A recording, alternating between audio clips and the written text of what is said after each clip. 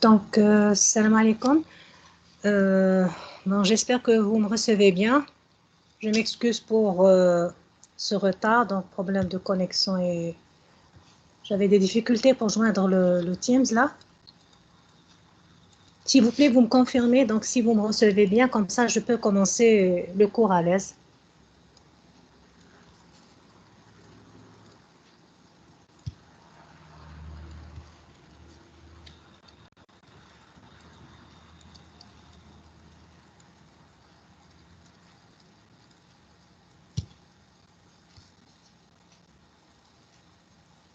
Alors, est-ce que c'est bon? Je peux commencer?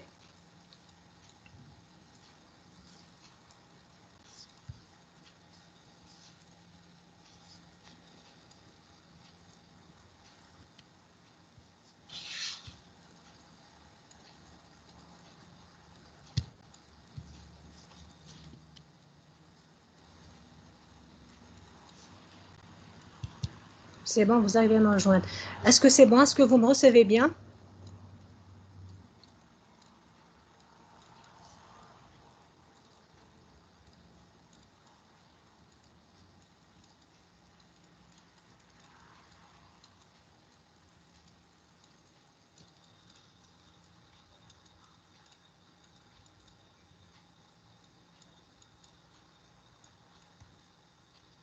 Donc, est-ce que je peux commencer la réunion, le cours?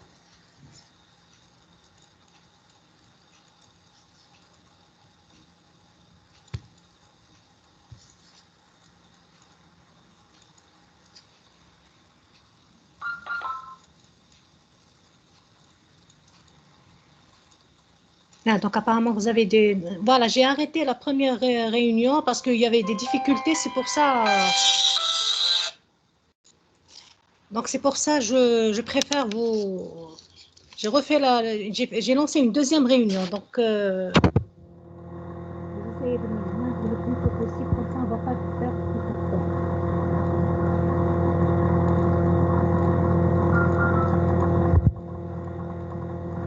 Je dois vous ajouter... Oh là là.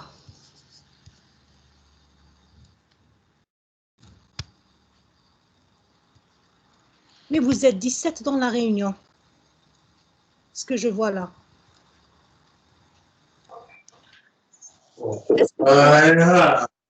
S'il vous plaît, vous... est-ce que vous me recevez là?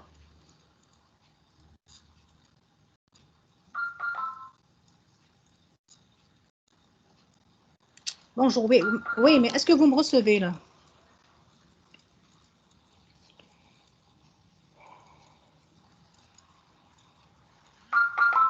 Oui, on vous reçoit, très bien. Donc, je commence le cours. Très bien. Voilà. Est-ce que c'était... Est-ce que vous êtes là? Oui, mais je ne sais pas qu'est-ce qui se passe. Voilà. Donc, très bien. Donc, je commence le cours. Donc, le cours d'aujourd'hui, on va l'aborder. Donc, ça concerne la granulopoïèse et la lignée granulocytaire. Donc, tout ce qui concerne les granulocytes. Donc, comme on a vu, quand on a traité donc, les généralités sur le sang et quand on a vu les éléments figurés du sang, donc on a partagé ces éléments figurés en globules blancs, en plaquettes et en globules rouges. Bon, laissant à côté les plaquettes et les globules rouges, concernant les globules blancs, dans les globules blancs, il y a donc 5 types de cellules. Il y a des cellules polynucléées et des cellules mononucléées. Les cellules mononucléées sont représentées par les lymphocytes et les monocytes, et les cellules polynucléées, donc ce sont là où ils ont donc des noyaux polylobés. C'est pour ça qu'on les appelle les polynucléaires. Donc, la granulopoïèse, ça concerne la lignée granulocytaire, elle va concerner ces cellules dans le noyau, il est polylobé. Pourquoi ils sont appelés les granulocytes? Parce que on les appelle soit les granulocytes, soit les polynucléaires. Polynucléaires parce que, et vous avez la diapo. Non, non, j'explique là. Pas encore. Donc, on va voir l'introduction. Et donc, les polynucléaires, Donc là, vous allez me suivre, s'il vous plaît. Donc, on a les polynucléaires, ou encore appelés les granulocytes. Comme ça, vous allez vous fixer, là, j'essaie de vous fixer donc les éléments figurés du sang. Et les granulocytes, comment ils sont appelés? Ils se situent où au sein des éléments figurés du sang? J'ai dit qu'il y avait plusieurs éléments figurés du sang. Il y avait plaquettes et érythrocytes. On ne va pas en parler. On attaque là les globules blancs. Dans les globules blancs, vous avez les polynucléaires et les mononucléés, des polynucléés et des mononucléés, c'est-à-dire mononucléés dont le noyau il est unique, un seul noyau, et polynucléés, donc ils sont formés, le noyau il est formé de lobes, de plusieurs lobes. Pour les mononucléés, qu'est-ce qu'on a? On a les lymphocytes et les monocytes. Dans ce cours-là, ça ne concerne pas donc les lymphocytes et les monocytes, mais ça va concerner juste les cellules polynucléées, c'est-à-dire les polynucléaires, ou encore appelés les granulocytes. Donc, quand on parle de granulocytes, et ça veut dire les polynucléaires, et non pas les mononucléaires, c'est-à-dire ça ne concerne pas les lymphocytes et les monocytes, et les granulocytes, donc ils font partie des globules blancs. Voilà. Pourquoi on les appelle soit granulocytes, soit polynucléaires. Ça concerne donc polynucléaires neutrophiles, polynucléaires éosinophiles et polynucléaires basophiles. Ou encore les granulocytes neutrophiles, granulocytes éosinophiles ou encore granulocytes basophiles. Donc, vous avez compris pourquoi on les appelle soit polynucléaires ou encore granulocytes. Pourquoi? Parce que leur cytoplasme contient des granulations donc, qui leur sont spécifiques. Et ces granulations, donc, selon leur affinité tinctoriale, sont appelées soit granulations neutrophiles, soit granulations éosinophiles, soit granulations basophiles. Donc, c'est pour ça, la lignée granulocytaire, donc, ça concerne ces éléments-là, ou encore les granulocytes, parce que la lignée granulocytaire, donc, quand on va voir la granulopoèse, donc même les précurseurs donc, et les progéniteurs et les précurseurs qui existent dans la moelle. Donc, ça, c'est juste pour vous fixer. Et maintenant, on commence donc notre cours. Donc, la granulopoïèse, c'est quoi? En quelque sorte, c'est l'ensemble des mécanismes qui contribuent à la formation des granulocytes. Elle fait partie en quelque sorte donc de l'hématopoïèse. On a déjà traité le premier cours, l'hématopoïèse, mais aujourd'hui, comme on a détaillé l'érythropoïèse, aujourd'hui, on va détailler la granulopoïèse et on va voir les spécificités aussi des granulocytes. Les polynucléaires, donc, ils dérivent d'une cellule souche commune avec toutes les autres cellules hématopoïétiques. Donc, c'est la cellule souche totipotente, donc de laquelle dérive la cellule souche lymphoïde, la cellule souche myéloïde. Ensuite, donc, on aura ainsi de suite les autres cellules. Les polynucléaires sont ainsi appelés granulocytes car leur cytoplasme contient des granulations dont l'affinité tinctoriale permet de les classer en soit granulocytes neutrophiles, granulocytes éosinophiles ou encore granulocytes basophiles.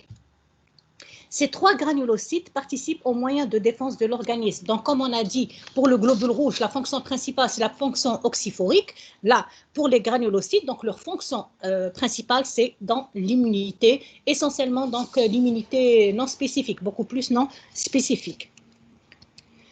Maintenant, pour voir la granulopoïèse, elle se situe où, pardon, par rapport à l'hématopoïèse. Donc ça, c'est le schéma général de l'hématopoïèse. Ça, ce sont les cellules souches. Donc la cellule souche toxipotente. Ensuite, j'ai la cellule souche myéloïde. Donc CFE, granulocytes, érythroïdes, monocytes et mégakaryocytes. Et j'ai le progéniteur lymphoïde. Donc, le progéniteur lymphoïde, ça ne nous concerne pas pour aujourd'hui.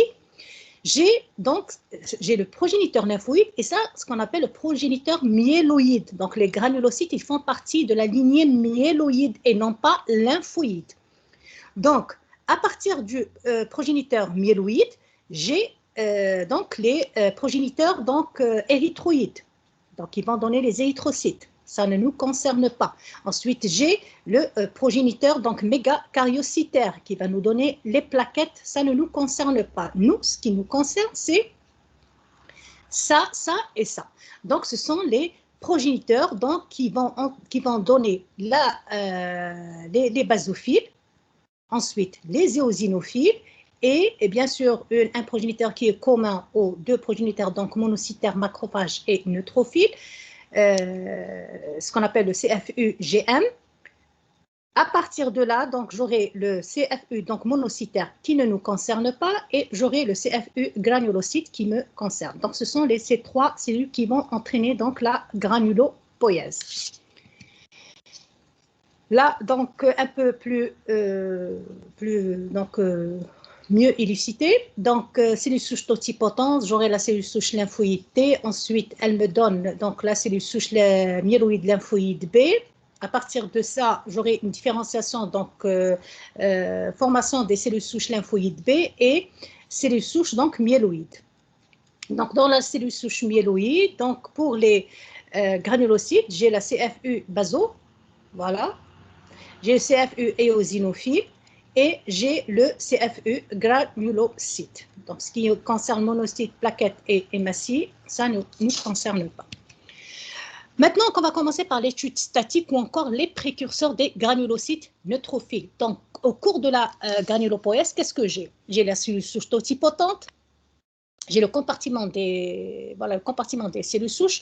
Ensuite, j'ai le compartiment des progéniteurs. Donc, les cellules souches et les progéniteurs, ce sont des cellules non reconnaissables morphologiquement. Et par la suite, j'aurai les précurseurs. Les précurseurs des granulocytes, donc ce sont les cellules qui sont reconnaissables morphologiquement au niveau de la moelle osseuse. Donc ce sont les cellules qu'on a pu les identifier morphologiquement, qu'on va les voir maintenant. Donc pour l'étude statique, on va voir juste les précurseurs des granulocytes neutrophiles. Ensuite, on va voir l'étude dynamique dans laquelle on va voir les différentes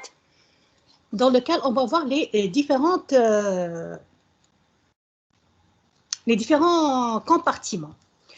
Donc, pour les précurseurs, donc, ça correspond aux cellules morphologiquement reconnaissables sur le myélogramme. Elles représentent donc à peu près 40 à 70% des cellules de la moelle osseuse. Et j'ai deux compartiments.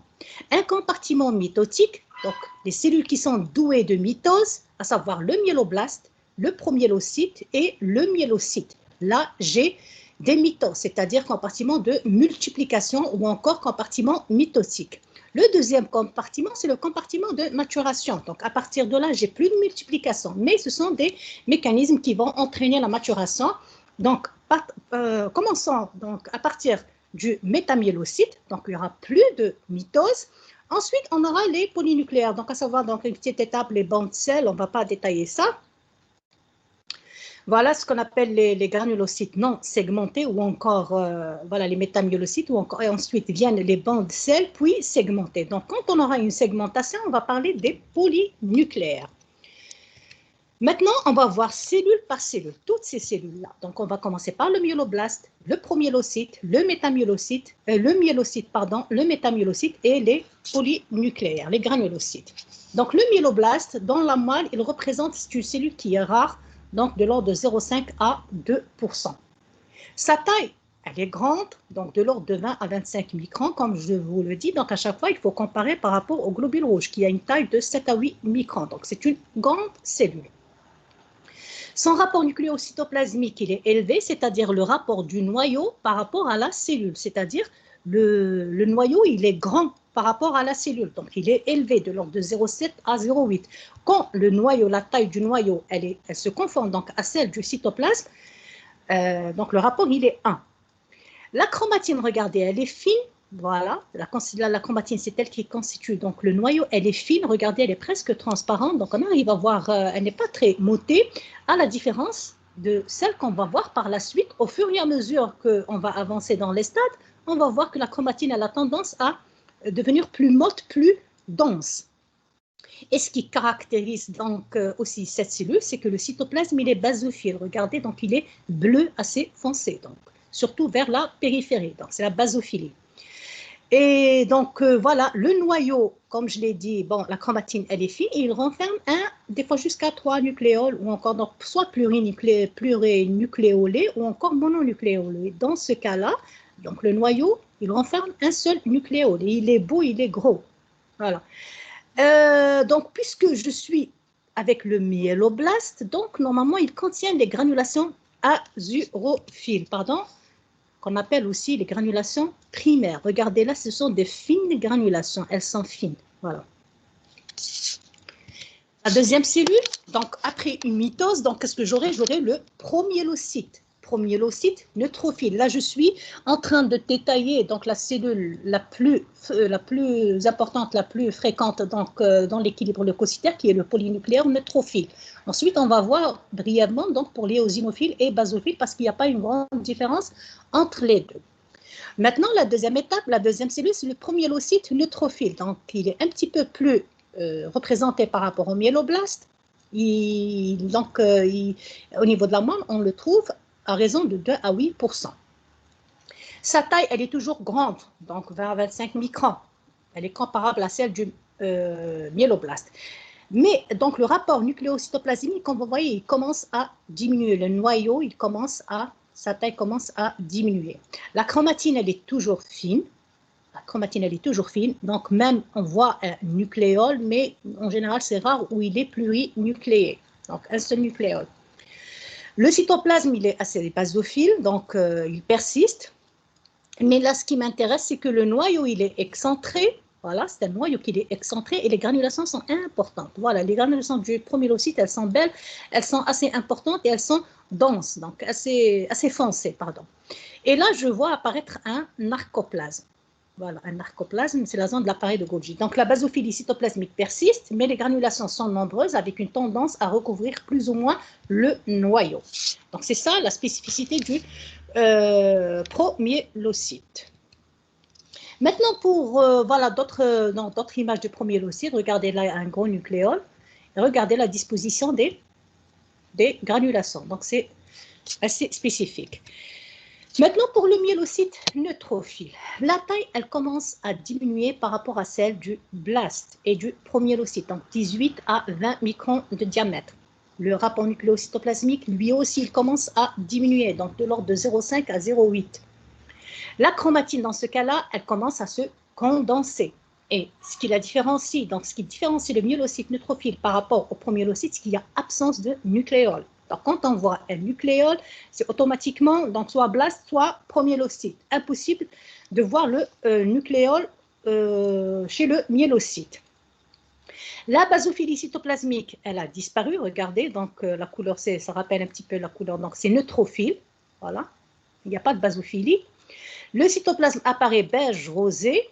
Voilà, et contient de nombreuses granulations de petite taille de coloration rouge, voilà, rouge-blanc. Donc, le myélocyte neutrophile, comme vous voyez, donc entre le myéloblaste, à chaque fois qu'on avance, à chaque fois qu'on a le taux, il augmente. Donc, une distribution de l'ordre donc pyramidal. Donc, j'ai 10 à 15%. Le métamyélocyte neutrophile, donc, à la différence du myélocyte neutrophile, qu'est-ce qui va se passer? Le noyau va s'incurver, ce qu'on appelle en fer à cheval. Voilà. Noyau incurvé arciforme, donc en forme d'un arc ou encore en haricot ou encore en fer à cheval, donc avec une chromatine qui est motée. Donc vraiment, ça n'a rien à voir avec celle du myéloblaste et du promyélocyte. Le cytoplasme, il est acidophile, beige avec des granulations neutrophiles. Donc on a tendance à s'approcher un petit peu du polynucléaire, sauf que le noyau, il n'est pas segmenté. Donc il est toujours un seul noyau, mais il est incurvé. Donc, c'est assez fréquent, de l'ordre de 15 à 20%. Ensuite, le polynucléaire neutrophile, donc la taille, elle a tendance à diminuer de 12 à 14 microns. Le noyau, il est multilobé, regardez. En moyenne, j'ai 3 à 5 lobes par cellule. Voilà, beaucoup plus les 3 et les 4. Donc, 5, c'est un peu moins. Donc, j'ai une courbe gaussienne. Les lobes sont reliés parfois par un filament de chromatine et la chromatine, elle est vraiment très dense et dépourvue bien sûr de nucléoles. Le cytoplasme, donc il est neutrophile et il est donc beige rosé, donc rempli de granulations neutrophiles. Donc c'est ça le polynucléaire neutrophile. Maintenant, pour les précurseurs des granulocytes éosinophiles et basophiles, donc la granulopoïèse éosinophile et basophile se déroule donc selon le schéma précédemment écrit. Donc c'est la même chose. J'ai le myéloblaste, j'ai le promyélocyte éosinophile, donc basophile. J'ai le myélocyte beaucoup plus. Donc les granulations éosinophiles apparaissent donc éosinophiles et basophiles apparaissent au stade du myélocyte, parfois même donc au stade de promyélocyte. Les granulations donc éosinophiles, elles sont réfringentes, cristalloïdes, elles sont peroxydases éosinophiles, j'ai des peroxydases pardon éosinophiles et j'ai des protéines, elles sont riches donc en protéines cationiques. Voilà. Donc on va voir un petit peu en détail les différentes granulations.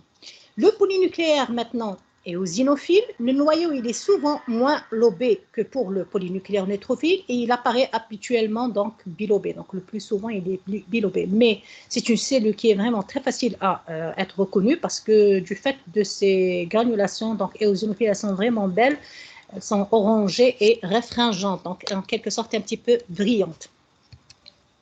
Pour donc les granulations basophiles, elles sont métachromatiques, colorables en rouge par le bleu de toluidine. Elles sont riches en peroxydase, héparine, histamine, calicréine, facteurs chimiotactiques des éosinophiles et les protéines cationiques.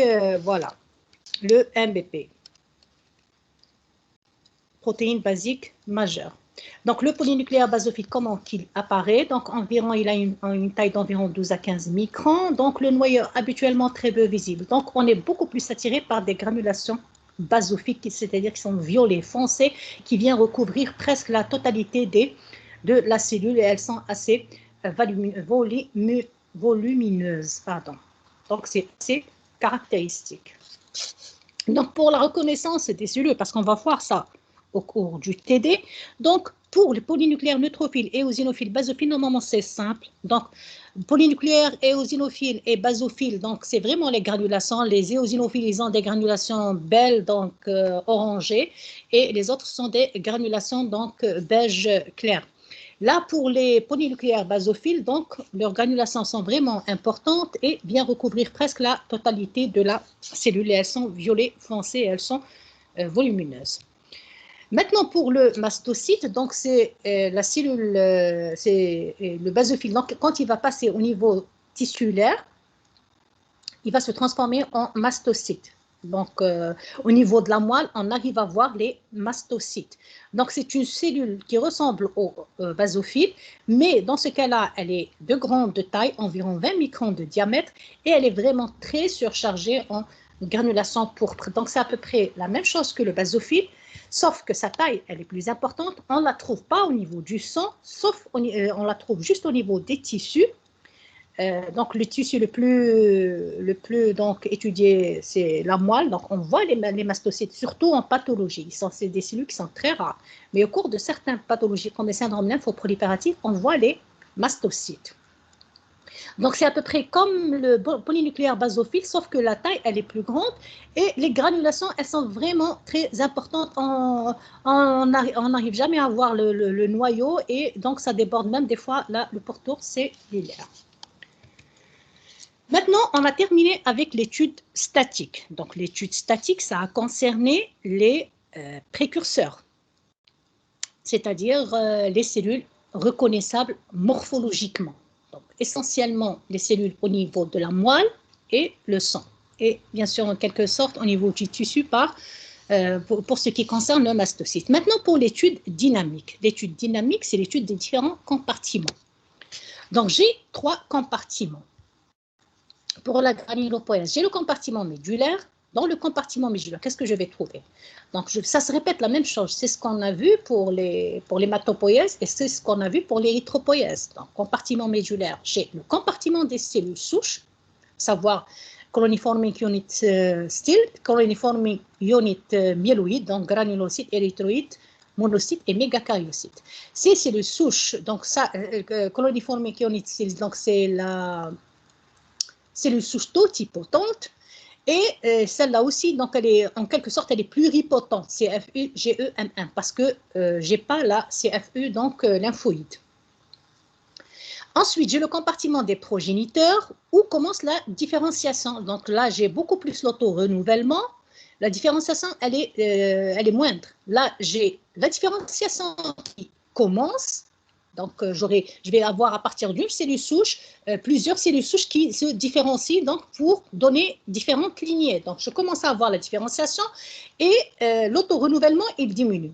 Par la suite vient le compartiment des précurseurs, donc beaucoup plus multiplication et maturation. Donc, le stade mitotique et le stade de maturation. Donc, ça, c'est le compartiment médulaire. Le deuxième compartiment, j'ai un compartiment vasculaire. Dans ce compartiment vasculaire, bien sûr, ça va concerner essentiellement les granulocytes, donc matures, les polynucléaires neutrophiles, éosinophiles et basophiles. Donc, ça ne va pas concerner tout ce qui est précurseur. Le compartiment vasculaire, j'ai deux secteurs. J'ai un secteur marginal et un secteur circulant. Ensuite vient le compartiment tissulaire. Donc, pour le compartiment médulaire, le compartiment des cellules souches, donc CFUS et CFUGEMM, elles sont non identifiables. On va donner donc les caractéristiques de chaque compartiment. Les cellules souches, donc elles sont non identifiables morphologiquement, elles sont très faibles. Donc, ils ont une très faible représentation de l'ordre de 0,01 à 0,05% au niveau de la moelle. Leur capacité d'autorenouvellement, elle est élevée. Donc, ils sont caractérisés de totipotence.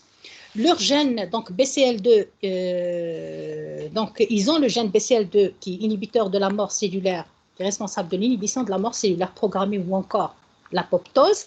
Et ils sont caractérisés aussi par le gène MDR, gène de résistance à de nombreux génotoxiques. Donc, heureusement qu'ils ont ces gènes-là comme ça.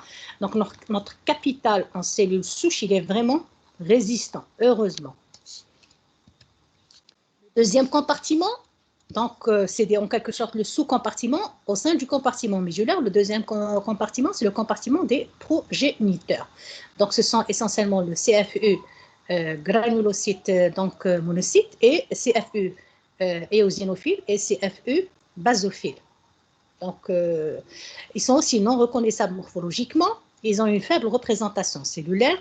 La capacité d'autorenouvellement, elle est réduite, mais elle est toujours là, sauf qu'elle est réduite par rapport à celle des cellules souches, parce qu'on va voir par la suite qu'elle va disparaître. Ils perdent leur totipotence et deviennent pluripotents. Les cellules engagées dans la différenciation sont des cellules qui sont engagées dans la différenciation. Donc qu'est-ce qu'on a? J'ai l'autorenouvellement qui diminue et la différenciation qui augmente. Donc, ils sont engagés dans la différenciation vers une ou deux lignées cellulaires. Elles sont cultivables in vitro en milieu semi-solide et donnant des colonies. Donc, c'est pour ça qu'on les appelle les CFU Colony Forming Unit. Elles sont douées de multiplication sous l'influence des facteurs de croissance. Donc, c'est un secteur qui est donc doué de mitose. Donc, il y a des mitoses. Maintenant, le compartiment des précurseurs granuleux, donc c'est ce qu'on a vu tout à l'heure, donc ce qu'on a détaillé. Donc, ce sont des cellules morphologiquement reconnaissables. Elles sont engagées vers une des voies de la lignée granulaire, granuleuse, pardon. Elles ont perdu donc la capacité d'autorenouvellement. Et donc, j'ai 4 stades cytologiques. J'ai le myéloblaste, le promyélocyte, le myélocyte et le métamyélocyte. Donc, ils sont exclusivement localisés dans la moelle osseuse et ce sont seuls les polynucléaires neutrophiles qui passent dans le sang. Donc, normalement, je ne trouve pas chez un sujet sain, on ne trouve pas de précurseurs dans le sang. Quand je trouve donc, les précurseurs dans la moelle, donc c'est en général, donc ça concerne beaucoup plus la pathologie. Lorsque la granulopoïèse est très élevée, elles peuvent être retrouvées dans le sang définissant une myélémie. Donc, la myélémie physiologique, elle est vraiment rare. Par exemple, au cours d'un syndrome hémorragique ou au cours d'une infection, la moelle, elle va commencer de fabriquer de façon accrue. Donc, son activité, elle sera vraiment multipliée. Donc, c'est pour ça il y a possibilité de passage de précurseurs, mais le pourcentage, il est faible. Mais sinon, la myélémie en général, ça oriente beaucoup plus vers la pathologie. Maintenant, en dernier lieu, donc le compartiment vasculaire. Dans le compartiment vasculaire, j'ai deux secteurs. J'ai le secteur marginal et le secteur circulant.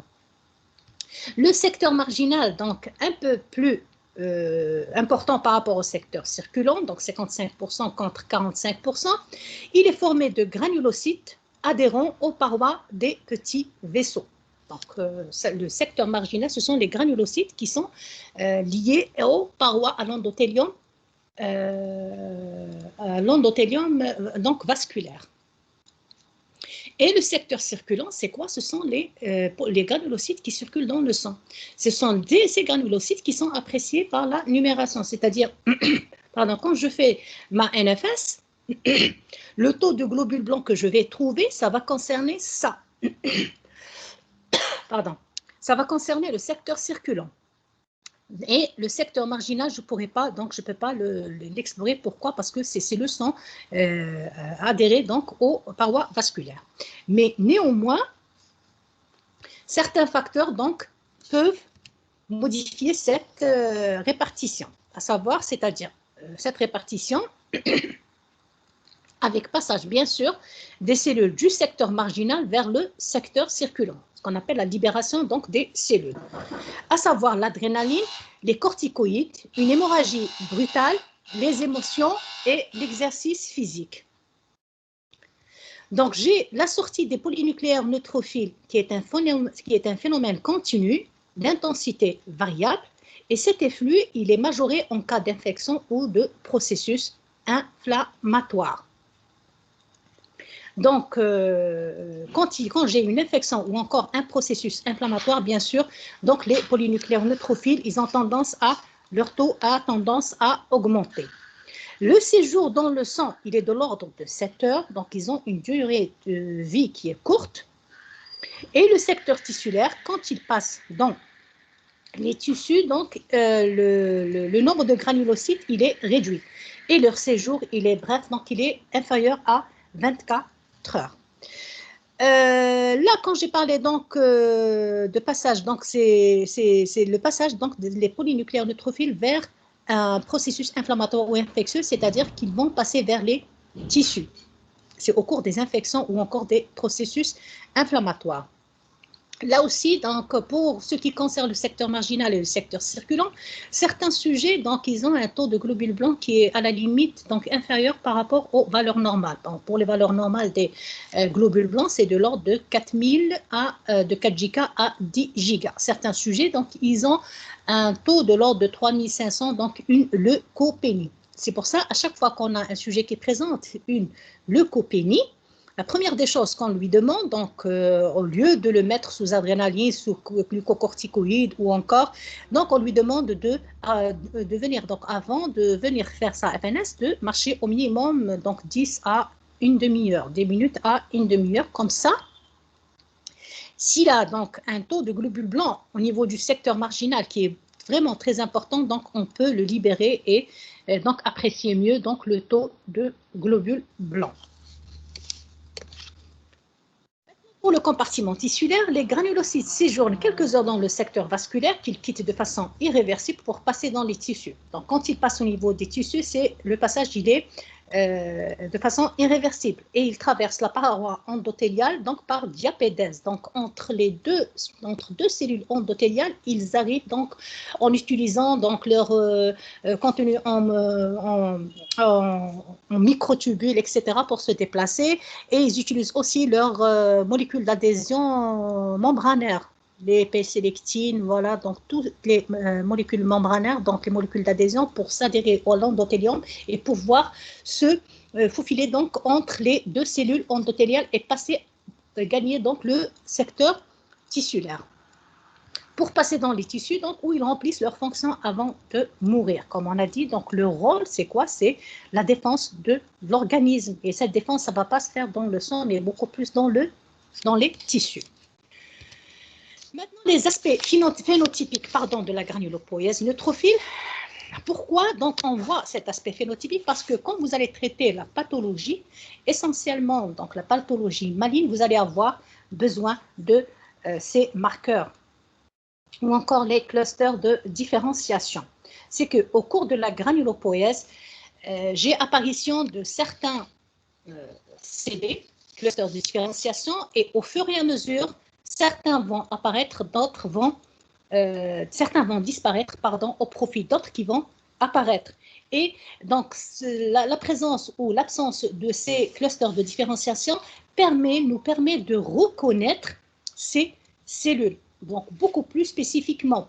Donc, c'est mieux que faire juste l'étude de la moelle osseuse, donc un aspect morphologique. Mais dans ce cas-là, on a recours à faire de la cytométrie en flux en utilisant des anticorps monoclonaux qui sont dirigés vers ces CD ou encore ces clusters de différenciation. Donc, pour la lignée granuleuse, donc le signe le plus précoce de myéloïde, c'est-à-dire quand je suis au stade de CFU, GEMM. Là, j'ai pas donné donc la totalité ou encore le grand nombre des clusters de différenciation, comme ça je ne vais pas vous embrouiller. Mais là, je donne donc les plus spécifiques. Par exemple, le CD qui permet de nous orienter vers la lignée l'engagement myéloïde, c'est-à-dire celui qui est spécifique du progéniteur myéloïde CFU, GEMM, c'est le CD33. Ensuite, plus spécifiquement, donc, parce que là, j'ai l'érythroïde, j'ai aussi des... Donc, cette cellule myéloïde va se différencier aussi en précurseurs, donc érythroïde et monocytaire et mégakaryocytaire qui ne me concernent pas. Mais par contre, ça me concerne juste les granulocytaires. Donc, plus spécifiquement, vers granulomonocytaire, apparaît le CD13. Donc, le CD13, il est spécifique de CFU-GM, donc granulocytes et monocytes. Ensuite, vers la maturation, qu'est-ce qu'il va y avoir? Disparition de CD34 et CD33. CD34, donc, c'est le cluster de différenciation qui est spécifique des cellules souches. Voilà, et des blastes. Voilà, même des blastes, même les myéloblastes, donc contient le CD33. Donc, vers la maturation, qu'est-ce que j'aurai? J'aurai disparition de CD34 et CD33. Donc, ce sont les clusters de différenciation qui apparaissent dans les cellules les plus immatures, donc à savoir les cellules souches et les myéloblastes, au profit de l'apparition du CD15. Voilà, et la myéloperoxydase qui seront conservées pendant le reste de la vie de la cellule granuleuse. Donc, vers la fin, par exemple, les polynucléaires, etc., ils vont contenir donc le CD15 et la myéloperoxydase et qui leur sont spécifiques donc jusqu'au stade de polynucléaire. Maintenant, la régulation de la granulopoïèse, à savoir donc les mécanismes de la régulation. Pour une bonne régulation, qu'est-ce que j'ai? J'ai besoin de facteurs de croissance, voilà, j'ai les facteurs de croissance, j'ai les récepteurs, donc auxquels vont bien se fixer les facteurs de croissance. J'ai le mécanisme ou encore la régulation nucléaire, la transduction du signal, et j'ai les facteurs qui inhibent donc la granulopoïèse. Pour les facteurs de croissance, ce sont des molécules protéiques ou glycoprotéiques dans l'environnement des cellules hématopoïétiques. Donc, elles font partie du micro-environnement. Et ils permettent donc la régulation de la prolifération ou de la différenciation. Donc, selon qu'ils agissent, selon leur spécificité, ils agissent à quel stade, ils vont entraîner soit la prolifération ou encore la différenciation. Pardon. Récepteurs ensuite, donc ce sont les récepteurs des hématopoïétines. Donc, ce sont les récepteurs en quelque sorte des facteurs de croissance. Ce sont des molécules protéiques ou glycoprotéiques membranaires. Donc, après fixation spécifique d'un facteur de croissance, ils vont envoyer un signal intracellulaire. Donc, le facteur de croissance, il est en situation extracellulaire par rapport à la cellule. Donc, il existe dans le micro-environnement. Il est sécrété par une autre cellule, par exemple les monocytes ou les macrophages, ou encore il se trouve dans le micro-environnement. Il vient donc se lier à son récepteur spécifique qui se trouve au niveau de la membrane cellulaire. Une fois qu'il y aura liaison du facteur de croissance à son récepteur, qu'est-ce qu'il va y avoir? Il va envoyer un signal intracellulaire. Ce signal intracellulaire, il va ce qu'on appelle la transduction du signal ou encore va entraîner donc une transduction du signal. Donc, la transduction du signal, ça sera quoi? Donc, ce signal intracellulaire, il sera donc fait de cascades de réactions biochimiques par de séquences messagères. Donc, d'autres signaux, donc ainsi de suite, il y aura une cascade de réactions, donc qui vont arriver jusqu'à la transmission du message jusqu'à l'ADN, au noyau. Et ou encore un autre effecteur pour donner l'exécution d'un programme, à savoir, ce programme, ça sera quoi? Ça sera une modification métabolique, une synthèse protéique ou encore des fois un blocage, donc un gène, soit activer un gène ou encore le rendre silencieux. Donc ça va entraîner soit une prolifération ou une différenciation. Donc en plus de ça, j'ai aussi des facteurs inhibiteurs de la granulopoèse tels que les prostaglandines E, lactoferrine, tumor necrosis facteur alpha et les interférons alpha et bêta. L'action des facteurs de croissance, maintenant par exemple pour l'IL1, l'IL6, l'interleukine 1, l'interleukine 6 et le SCF, donc accent des progéniteurs ils ont une action sur les progéniteurs très primitifs, plus potents. Donc, ils leur permettent l'entrée dans le cycle cellulaire et la préparation de la cellule à recevoir d'autres signaux de prolifération. Et vous allez voir que ces facteurs de croissance, qu'on appelle les facteurs de croissance non spécifiques, donc ils agissent au stade les plus précoces de la granulopoïèse. Donc, ils sont communs à l'érythropoïèse, à la mégakaryopoïèse, etc.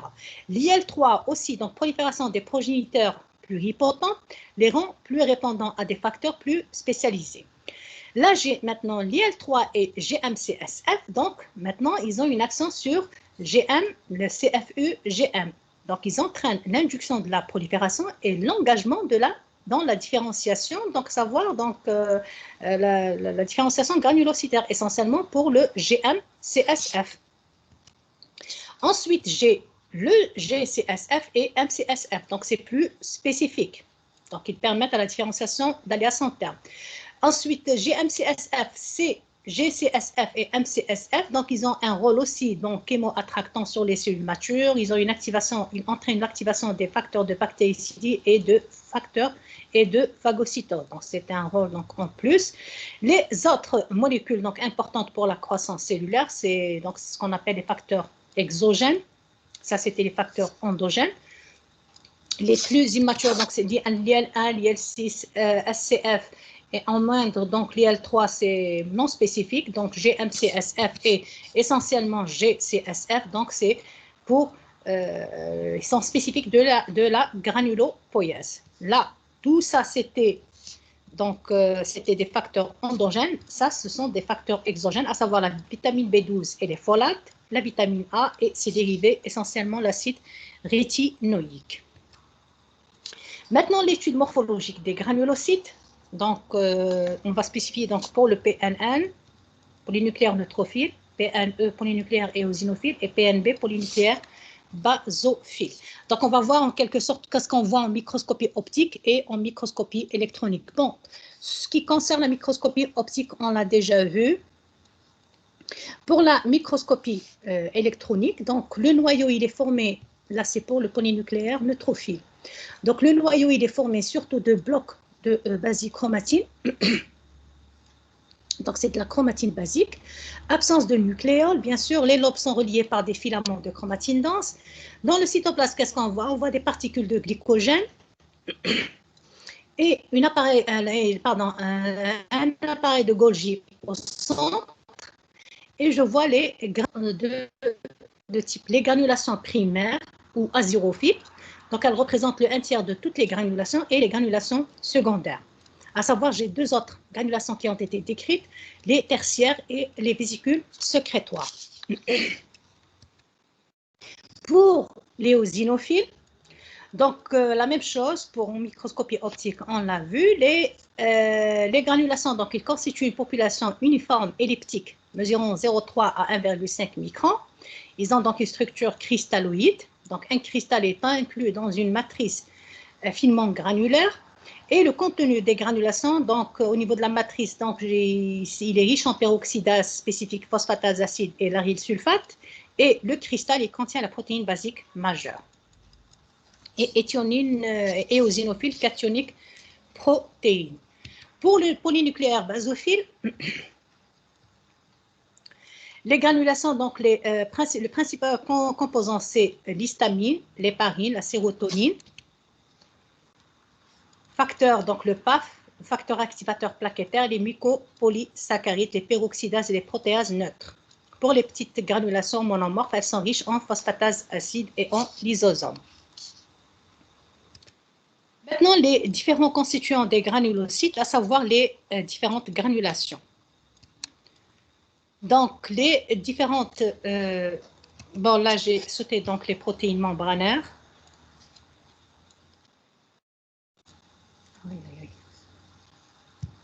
Pardon?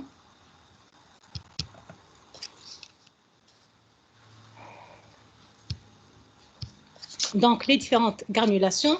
J'ai 4 types de granulations. J'ai les granulations primaires aux azurophiles, les granulations secondaires aux neutrophiles, les granulations tertiaires et les vésicules sécrétoires. Donc, les granulations primaires azurophiles, elles ont une taille de 0,3 à 0,8 microns. Donc, c'est les premières à apparaître. Donc, c'est dans les stades, au cours des stades précoces.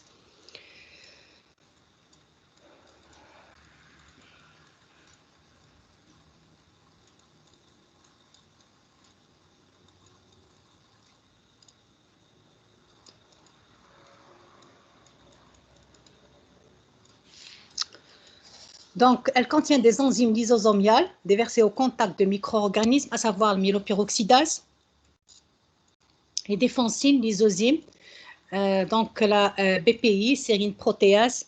Et donc, ils sont caractérisés par, ces granulations sont caractérisées par une dégranulation lente. Et donc, 50% de leur contenu, il est déversé dans le phagosome. Ils sont doués de bactéricidie et migration et invasion. Pour les granulations secondaires ou neutrophiles, les diapos. Donc, vous n'arrivez pas à voir la diapo? Oh là là. D'accord, j'arrive. Je vais essayer de régler ça.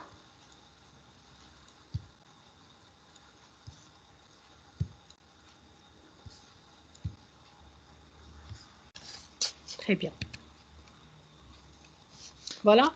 Donc, je répète, pour les granulations primaires azurophiles, donc elles ont une taille de 0,3 à 0,8 microns, contiennent des enzymes lysosomiales qui sont déversées au contact des micro-organismes.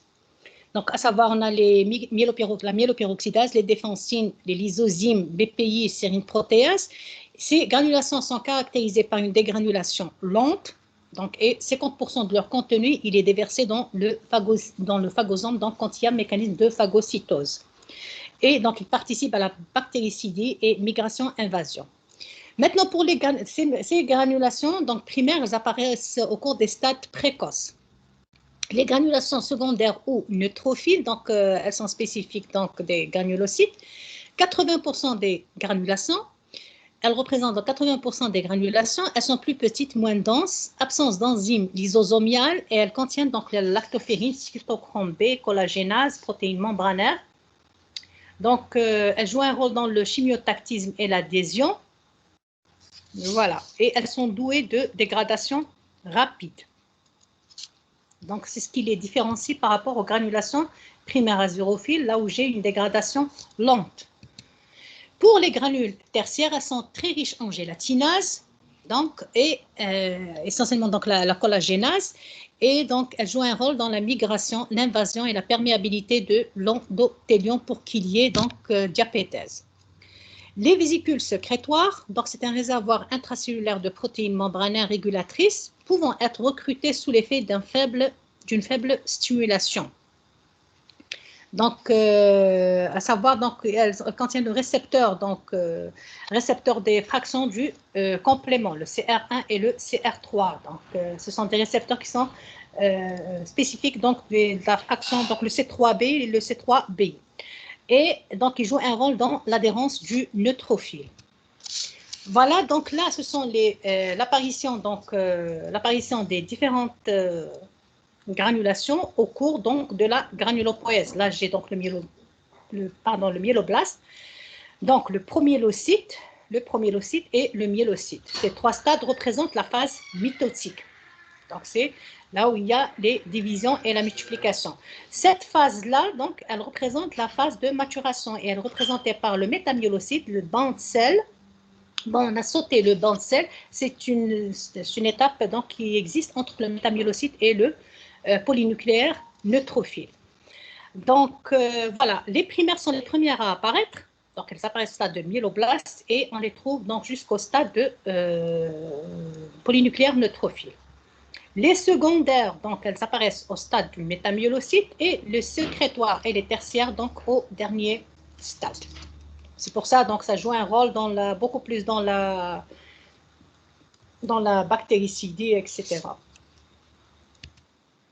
Maintenant, pour les propriétés des polynucléaires. Premièrement, donc, la mobilité et le déplacement. Donc, ils sont doués de déplacement. Donc, il existe une reptation. Donc, ils se déplacent en quelque sorte comme les reptiles. Voilà. Par émission de pseudopodes au contact d'un support grâce aux protéines contractiles. Parce qu'ils contiennent là des protéines contractiles, à savoir l'actine et les myosines. Aussi, donc, ils contiennent des microtubules et des microfilaments. Donc, le mécanisme de ce déplacement se fait par polymérisation et dépolymérisation des microfilaments et microtubules. Comme ça, donc, on peut avoir donc, émission de pseudopodes et déplacement. Et ainsi que donc, ceci est dû grâce à une régulation moléculaire, à savoir par le magnésium et l'AMP cyclique, donc source d'énergie. Ça, c'est pour la mobilité déplacement. Là, j'ai trois modalités de déplacement. Soit je peux avoir une migration spontanée au hasard et limitée, voilà. Soit ce qu'on appelle j'ai la chimiocinésie. Dans ce cas-là, j'ai une migration au hasard, mais elle est accélérée sous l'effet de divers facteurs. Mais dans ce cas-là, elle est au hasard, migration au hasard. Je suis toujours au hasard. Par contre, ce qui différencie le chimiotactisme, c'est une migration accélérée et orientée vers le point de plus forte concentration d'un facteur chimiotactique, reconnu par les récepteurs membranaires spécifiques. C'est quoi ces facteurs chimiotactiques? Qu'est-ce qu'ils peuvent être?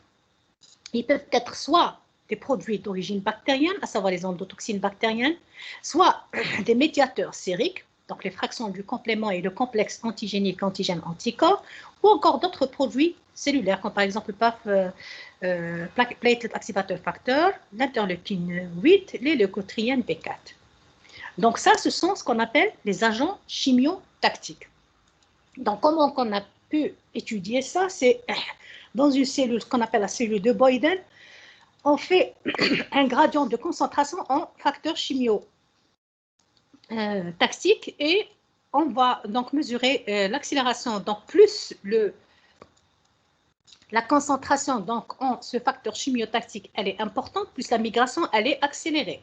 Et quand on change donc le lieu, donc, ou encore la position de ce gradient donc de facteur chimiotactique, qu'est-ce qu'on remarque? Que la cellule change de direction et elle s'oriente toujours vers ce produit, donc c'est vers ce agent chimiotactique. Donc c'est ça ce qu'on appelle, elle est accélérée et orientée. Donc ça, c'est un petit peu donc, une image concernant le déplacement et la déformabilité du polynucléaire. Donc contraction et décontraction donc, des microtubules et des microfilaments. Donc c'est comme ça que la cellule elle va se déplacer. Donc émission de pseudopodes. Ensuite, donc tous les organites de la cellule vont se déplacer et ainsi de suite. Donc, comme les reptiles. Donc ce qu'on appelle, c'est pour ça on l'appelle une reptation. Maintenant, toujours pour mobilité et déplacement, donc les phénomènes de diapédèse, donc les polynucléaires neutrophiles sont les premières cellules à migrer du sang circulant vers un foyer inflammatoire. Les foyers inflammatoires, ça existe au niveau des tissus. Cela se fait sous l'influence de différents stimulus provenant des foyers inflammatoires. Donc, un appel donc en foyer inflammatoire. Un appel donc aux polynucléaires neutrophiles.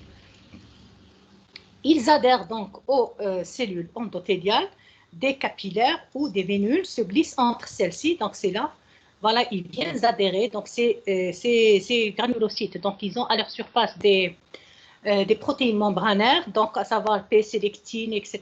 Donc plusieurs protéines membranaires. Ils viennent se lier à la paroi de l'endothélium vasculaire, et ce qu'on appelle aussi le phénomène de rolling. Et là, ils viennent traverser donc la paroi donc, vasculaire à travers deux cellules endothéliales pour passer au sein de... Et ils seront appelés dans ce cas-là par les différents stimulus donc, qui viennent d'un foyer inflammatoire. Donc, une fois qu'ils auront fait leur action, donc, ils seront éliminés. Donc, ils adhèrent aux cellules endothéliales des capillaires ou des vésicules se glissent entre celles-ci par diapédèse et se dirigent de façon orientée vers leurs cibles cellulaires. Donc, une fois mortes, donc, elles seront éliminées donc, dans la circulation sous forme de débris. Maintenant, les autres propriétés, j'ai deuxièmement l'endocytose.